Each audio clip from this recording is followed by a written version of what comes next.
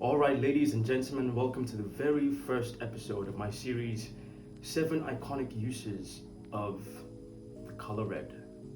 Today we're starting with fashion, you guessed it, because after all, I am a fashion image maker. So we're going to be doing 7 episodes of iconic uses of the color red in fashion. Then we move on to another space, etc., etc.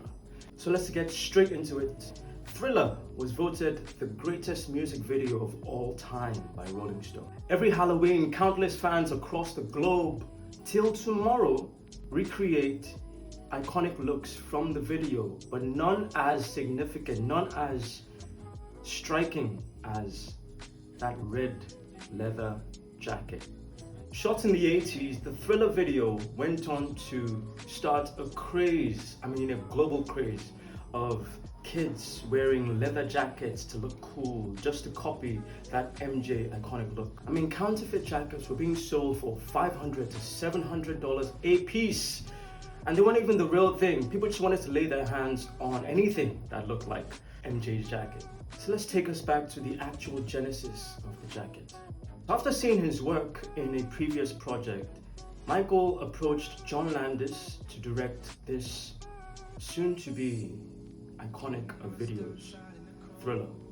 And it turned out that John Landis's partner, Deborah Nadoolman Landis, was a renowned costume maker for movies and music videos.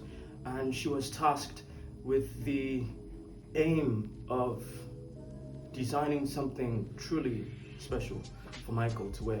So as you can imagine, Michael was 25 at the time, and if you've seen images of Michael at the time, he was very slim, very trim, kind of like how I am. But at the same time, Michael had this sex symbol thing going on for him. Every teenage girl wanted to get their hands on Michael. Everyone wanted a piece of Michael. And so the question was, how do we make this guy who is a sex symbol, who is desired by young ladies across the globe, how do we make him even more desirable? And that's the power of fashion. That's where fashion comes into play. So Deborah was tasked with tweaking this sex or sexual urge through the use of designing something powerful and charged for Michael to wear in the video. Couple that with the fact that this would be the first time ever that Michael would appear in a video with a female love interest. And of course, appearing alongside a love interest for the first time in this new video would only make his already bonkers female fans even more bonkers. If they were falling for Michael, now they'd be fainting. If they were crying for Michael, now they'd be weeping. And if they were yelling for Michael, now they'd be screaming. So the question is, how do you make Michael Jackson, who's already a sex symbol, even more of a sex symbol? How do you do that? Well, what you do is you put him in an inverted triangle. Visually, when you look at men tend to be more flattering when they have that inverted triangle look, that upside down pyramid look. It gives them a sense of force, of power, of presence. Think of bodybuilders, wide shoulders, massive chests, slim waist in comparison, and then it bulges out at the hip, massive quadriceps, etc. And that's a flattering silhouette for a man. So all this was factored into the design of Michael's iconic Thriller jacket.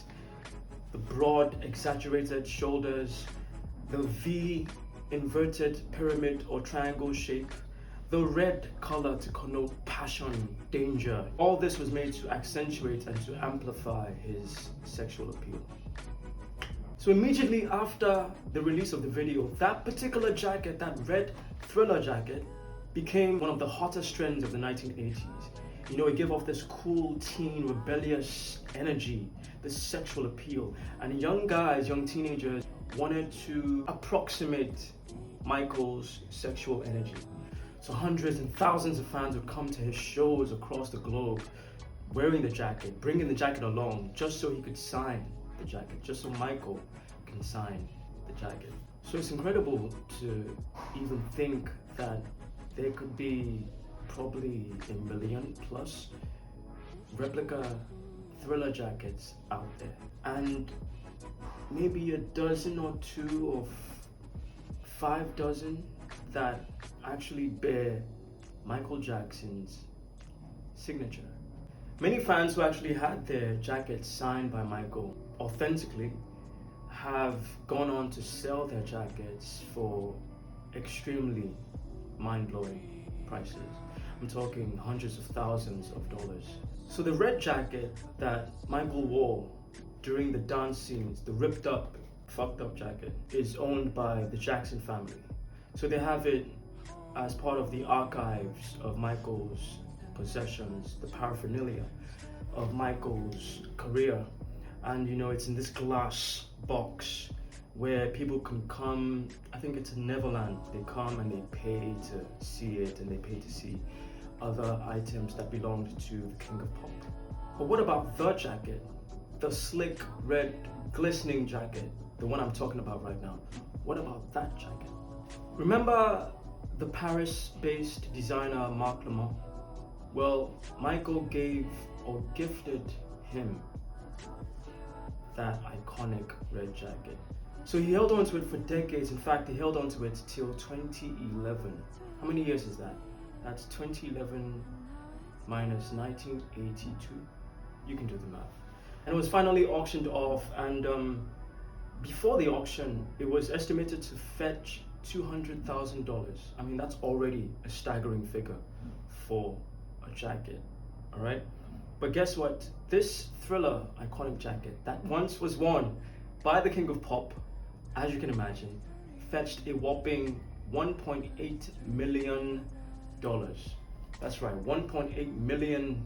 And it was bought by a Texan gold trader by the name of Milton Verrett, who deemed this new purchase of his, the iconic Thriller jacket, to be the greatest piece of rock and roll memorabilia in history.